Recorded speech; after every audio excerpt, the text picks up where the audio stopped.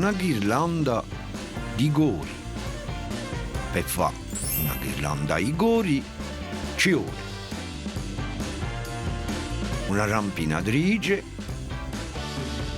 una riga e a carta i segno i parecchi colori. Taglia parecchie strisce in i fogli di colori. Piegali in due.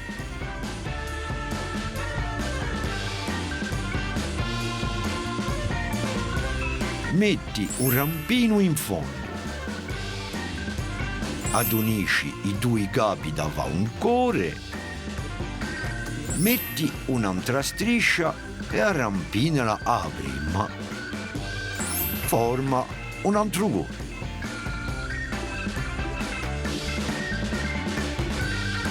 Fa lo stesso con un'altra striscia e tira avanti e tocca finché non ci sia più strisce.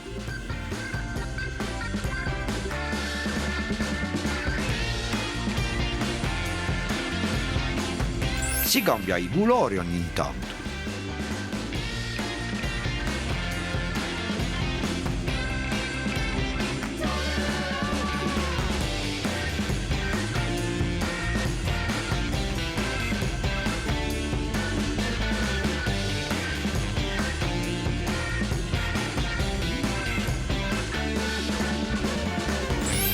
Si potrebbe anche cambiare da un cuore all'altro per un detto.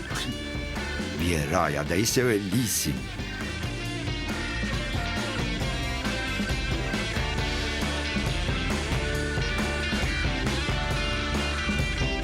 Allora, ora tocca a te.